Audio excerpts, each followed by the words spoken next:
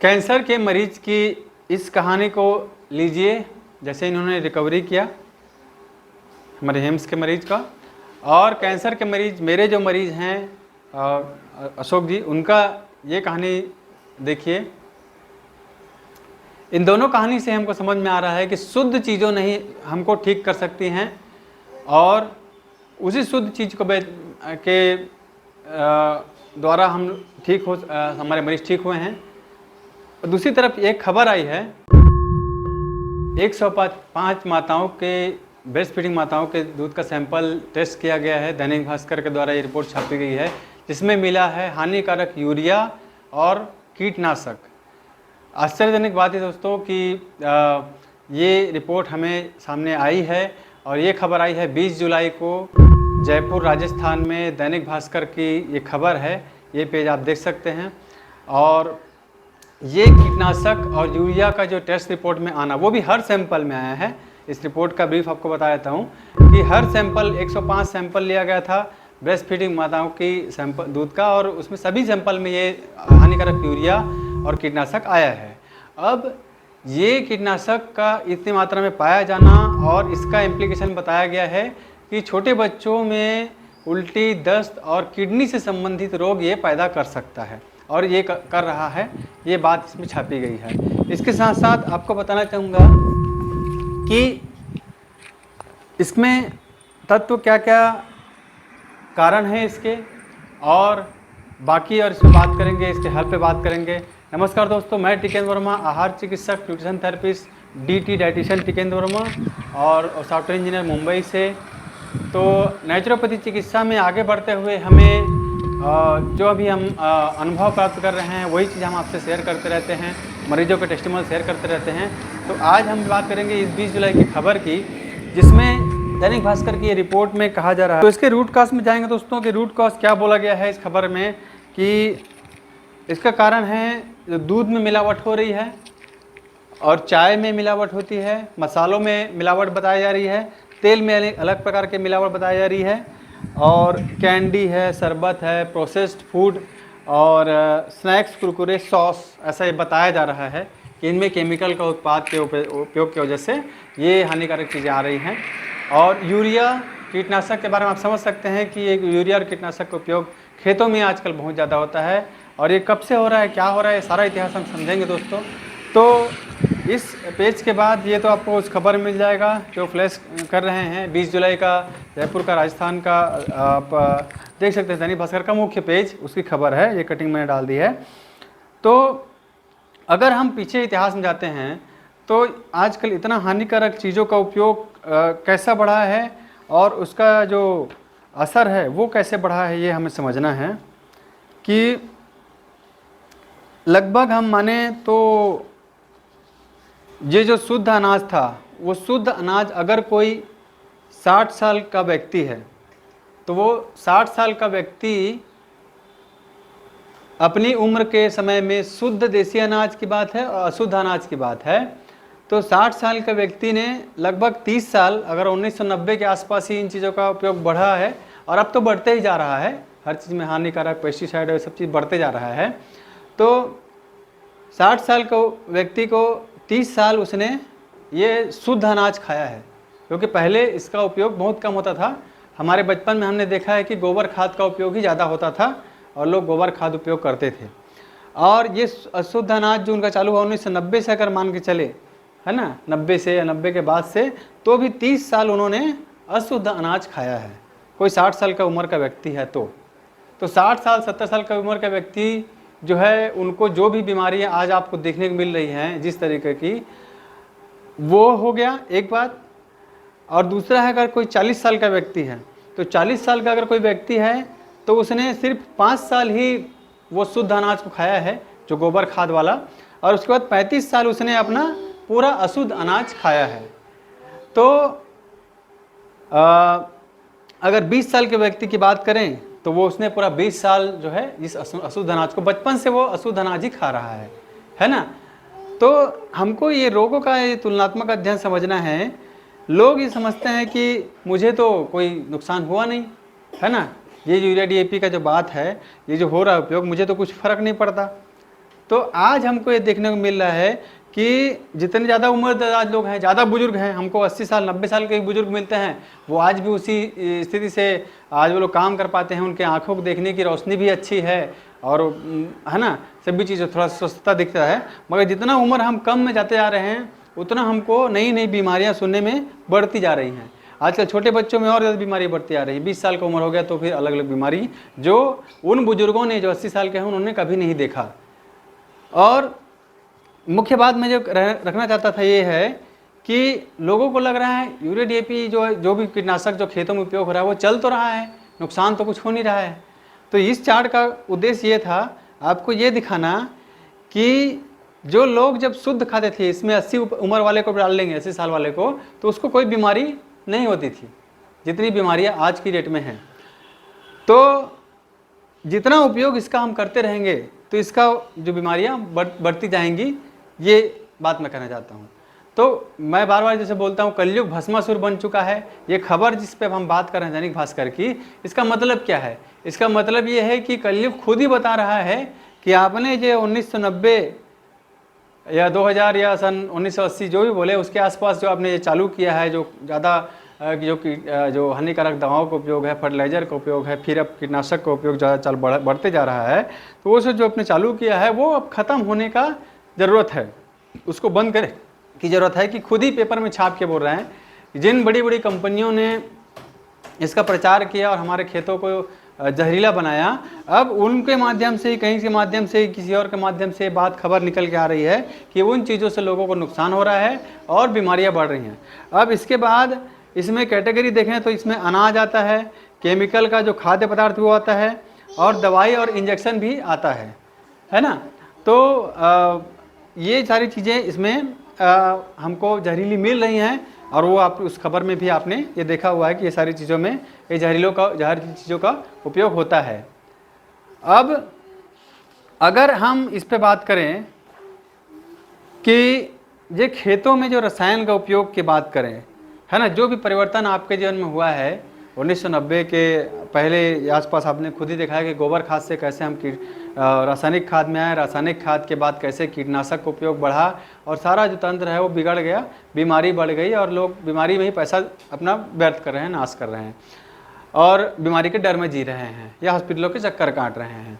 तो ये खेतों में रसायन बढ़ा है, बाज़ारों के उत्पादों में भी केमिकल बढ़ा है, और उसके दूसरी तरफ में है ये बीमारियाँ। तो खेतों में रसायन का जो उपयोग था और बीमारियों का जो ग्राफ अगर हम लेके चलें, तो जितना आप ये रसायन को बढ़ा रहे हैं, पहले ग्राफ सीधा ही था, अब जितना रसायन खेतों में बढ़ते जा रहा है, हाइब्रिड बीज भी आ गया है ना, तो बीमारियों का जो संख्या है वो और बढ़ते ही जा रहा है, बढ़ते जा रहा है। आकस्मिक मौत भी ले लें तो आकस्मिक मौतें भी बढ़ते जा रही हैं, अचानक मौतें हो जा रही हैं, अचानक कई प्रकार से लोगों की मौत हो जा रही हैं। कई प्रकार की दवाइयाँ हैं, इंजेक्शन हैं, इनका भी सब साइड इफ़ेक्ट लोगों को पता चला है, आजकल के समय में हो रहा है लोगों को। तो आपको क्या लगता है कि आप इस अत्याधुनिक समय में किसी और को नुकसान हो रहा है, आपको बोलेंगे इसी पुराने सिद्धांत के हिसाब से नहीं, मुझे तो कोई फ़र्क नहीं पड़ रहा है ना। तो क्या आपको लगता है कि आप इस यूरिया डीएपी और कीटनाशक वाले अनाज को खा के स्वस्थ रह पाएंगे? क्या ये हमारा भविष्य है हमारे बच्चों के लिए कि ये हम जीवन भर यही अशुद्ध अनाज खाते रहें और वो और अशुद्ध होते जा रहा है? तो क्या आपका ये दायित्व नहीं बनता या हमारा सबका ये दायित्व नहीं बनता कि हम एक शुद्ध अनाज जो पहले के लोग खाते थे वैसा जीवन की तरफ जाएं और अपने आने वाले भविष्य को भी अच्छा जीवन दें? इसमें एक बड़ी बात है दोस्तों की जो आपसे छिपाई जा रही है कि इस जो देसी फार्मिंग है, जो पुरानी फार्मिंग है, जो पहली खेती होती थी, उसमें नुकसान है, उसमें फ़ायदा नहीं है। इसमें आपको मैं बोलना चाहूँगा, मैंने भी अपने खेत में ये खेती किया है, एक एकड़ में भी बोया हुआ है, उसका भी वीडियो आप देख सकते हैं कि ये एक तरफ अभी पीलापन है हमारे यहाँ खेत में और दूसरी तरफ के देखेंगे उसमें हरापन रहेगा।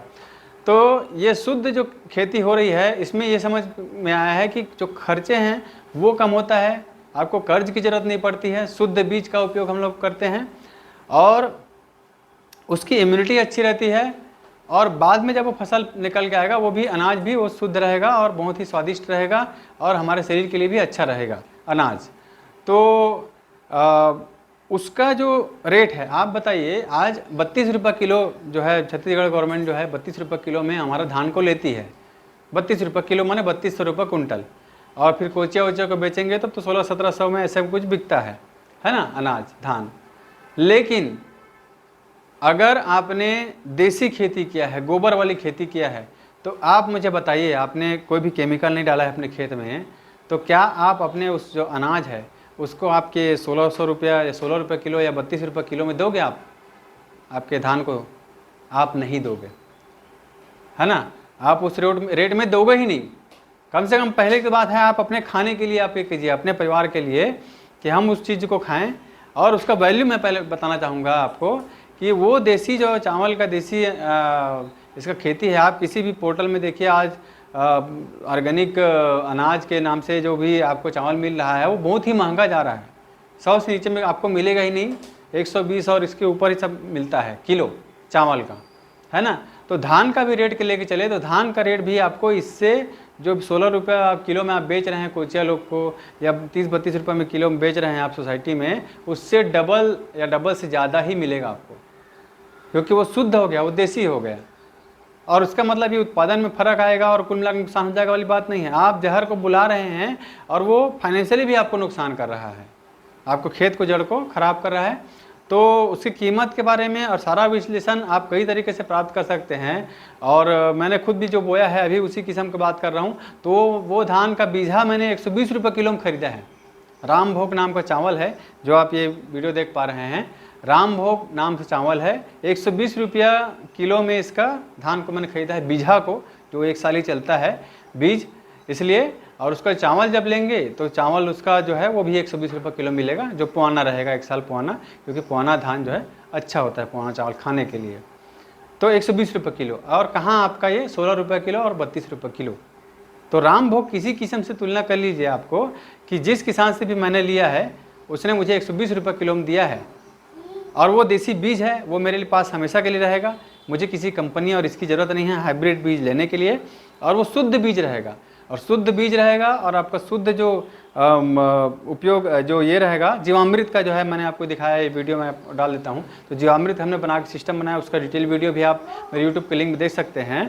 तो ये, और साथ ही साथ जो पूरी देसी खेती में जो मैं मेन बात बताता हूँ कि ये फ़ायदेमंद खेती है, और आपको इसके बारे में खुद भी जानकारी है। जो किसान भाई हैं उन लोग को जानकारी है, बस आप एक बात में वो लोग आप रुक जाते हैं, एक बात में ही आप रुक जाते हैं कि ये, तो अगर ये मार्केट रेट आपको, पहली बात है आप अपने परिवार के खाने के लिए उस जहरीला जो सिस्टम है, उस जहरीला जो चार्ट है जिसमें लोगों का उम्र जो है जितना कम हो जा रहा है उसमें जहरीले चीज़ें बढ़ रही हैं, बचपन से उनको जहर से उनको लड़ना पड़ रहा है बचपन से, उसीलिए बीमारियां हो रही हैं लोगों को।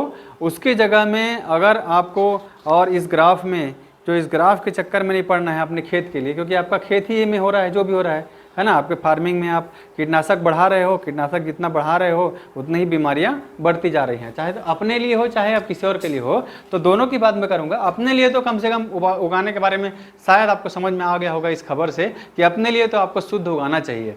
तो दूसरी बात है कि मार्केट के लिए, तो मार्केट के लिए भी हमको मेहनत तो करना पड़ेगा, क्योंकि इतना बड़ा जो विनाश लाया गया है यूरिया और कीटनाशक के द्वारा, उस विनाश को पलटने के लिए हमको तो मेहनत करना पड़ेगा। क्या कि हम उस शुद्ध उत्पाद को बेचने के लिए हमको मार्केट तलाशना पड़ेगा।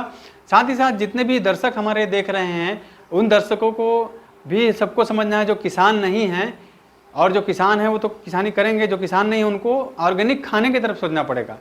आज हम लोग जो पैसा हमारे बड़े बड़े दूर दूर तक घूमने फिरने में हम लगाते हैं, उसके जगह में हमको ये पैसा हमको ऑर्गेनिक खाने में लगाना चाहिए, शुद्ध खाने में। और ऑर्गेनिक वाली बात नहीं है, देसी खेती, देसी जो पहले होती थी वही खेती है। आज ऑर्गेनिक के टैग के नाम पे महंगा महंगा बेचा वसूला जाता है। आप किसानों से संपर्क कीजिए, सबको किसानों के नंबर हैं, और सभी छत्तीसगढ़ के लोग तो किसान हैं ही हैं, तो उनसे संपर्क करके उनका जो खर्च है उनको उठाइए और उस रेट में आप अनाज लीजिए, ताकि ये जो खबर जो आई है ऐसी प्रकोप हमारे परिवार को ना पड़े, ये आप समझे बात को। और साथ ही साथ जो किसान हैं उनके लिए मैं बोलना चाहूँगा, तो हमारे किसानों को प्रोत्साहन मिलेगा आपसे, आप जितना लेंगे उनसे, तो किसान भाई लोग के लिए मैं बोलना चाहूँगा कि जैसे मैंने 1 एकड़ में ये प्रयोग अभी किया है, ऐसे ही आपको भी अनुभव है देसी खेती के बारे में। और जब महंगा जब बिकेगा ये चीज़, तो आपको सारा जो नुकसान है वो इससे हट जाएगा। आप जो बार बार ये कर्जा लेते हैं सोसाइटी से, आप उससे भी बच जाएंगे, आपको कर्ज की जरूरत नहीं पड़ेगी। हमारे पुरखों को कर्जा की जरूरत नहीं पड़ी, तो आप क्यों कर्ज के चक्कर में पड़ते हैं? कर्जा लो, फिर वो कीटनाशक लो, जहर ही लो। कर्जा लेके हम गाँव में क्या है, जहर ला रहे हैं। जहर माने क्या? मौत ही ला रहे हैं ना, हम गांव में अपना जहर ला रहे हैं तो मौत हो रही है। मौत किसका हो रहा है? पूरा मिट्टी का, चिड़ियों का, सारे जो हर प्रकार के कीट हैं उनका जो है, कीट पतंगे उनका मौत हो रहा है। आपके जो धान हैं उसमें जो जहर जा रहा है उससे फिर लोगों का मौत हो रहा है, बीमारी आ रही है, देख ही रहे हैं आप। तो जहर जब लाओगे तो वही होगा ना, वो भी कर्जा लेके ला रहे हैं लोग। जबकि हमको देसी खेती में जो हमने बताया कि गोबर और मिट्टी, चना, बेसन और गुड़ के माध्यम से हम जो करते हैं, जीवामृत बनाते हैं। डॉक्टर सुभाष पालेकर कृषि बोलते हैं इसको, SP के। उसका भी यूट्यूब में लिंक मेरे डिस्क्रिप्शन में डाल देता हूँ, सारे वीडियोस डाल देता हूँ, आप उन वीडियो को अच्छे से देखिए। वो पद्मश्री डॉक्टर सुभाष पालेकर हैं और उन्होंने अच्छे तरीके से उसको बताया है। और पूरे देश में हज़ारों लाखों किसान इस कृषि को अपना के अपना इस मॉडल को अपना के वो फॉलो कर रहे हैं। वैसे तो हमको ज्ञान ये बुजुर्गों से पहले से ही मौजूद है और उसको हम करते थे, मगर आज का जो जो यूरिया, DAP और सब चीज़ों का जो हानिकारक प्रभाव है उसको जल्दी से ठीक करने के लिए उनको तरीका उन्होंने देसी खेती का बताया है और उसको हम लोग कर रहे हैं। तो इन चीज़ों के माध्यम से आगे बढ़े दोस्तों, और अपने परिवार को स्वस्थ बनाइए। हम आहार चिकित्सक हैं, न्यूट्रिशन थेरेपिस्ट हूँ। DT का टाइटल मुझे मिला हुआ है, DT डाइटिशियन का। तो हम लोग का यही उद्देश्य बनता है कि हम अपने मरीजों को कि जल्दी से जल्दी हम लोग।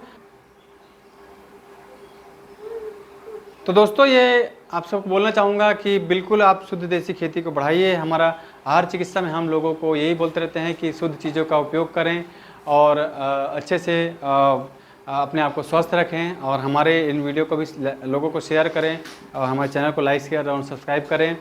तो दोस्तों देसी खेती एक लाभदायक बात है जो आपने देखा, जो राम भोगानाचल में बोया हुआ है। और आप खुद भी इन्वेस्टिगेट कीजिए, किसानों को सभी पता रहता है। मगर ये खबर एक इकलौती खबर नहीं है। आज आप देखेंगे खबरों में पूरा पटा हुआ है कि ये मार्केट की चीज़ें हैं, हानिकारक चीज़ें हैं, इनसे बीमारियां हो रही हैं। आकस्मिक मौतों की खबर आ रही हैं चारों ओर, अचानक लोग खड़े खड़े मर जा रहे हैं, कुछ भी हो रहा है। और हमारे भी विरुआ चौधरी सर शुरू से बताते आ रहे हैं कि ये जो 2 खुराक लगे हैं महामारी की, उसकी वजह से ये हो रहा है। और बहुत सारे लोग भी इस पर सवाल उठा चुके हैं। तो हमको ये देख के चलना है कि ज़्यादा से ज़्यादा हम लोगों को शुद्ध अनाज खिलाएं, शुद्ध खान पान पे रहें, तो हमको बीमारियों से दूर रहेंगे। और अगर बीमारी हो गई तो जल्दी से जल्द हम ठीक हो पाएंगे। तो इस उम्मीद से दोस्तों कि जो हमारे जो खली का, जो सरसों खली का ये जो जीवामृत बनाए हैं, इसको हम लोग उपयोग कर सकते हैं। अभी भी समय है खेती में, अभी भी आप अगर प्रयोग कर सकते हैं अपने खाने के लिए, तो आप ये खली का उपयोग कर सकते हैं। हमारे खाने में भी अवेलेबल है सब प्रकार के खली, उससे भी जीवामृत बना सकते हैं आप। और कई तरीके हैं, आप खुद सर्च करें। और हमारे डॉक्टर सुभाष पालेकर के जो सारे वीडियोस हैं मैंने डिस्क्रिप्शन में लगा दिए हैं, उससे भी आप सारा नॉलेज ले सकते हैं शुद्ध खेती के लिए, जो पहले से लोग करते आए हैं।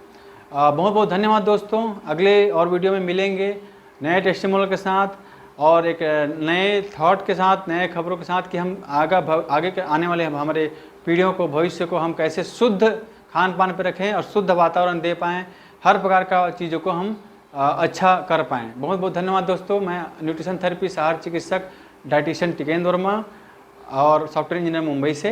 बहुत बहुत धन्यवाद। जय जोहार, जय छत्तीसगढ़।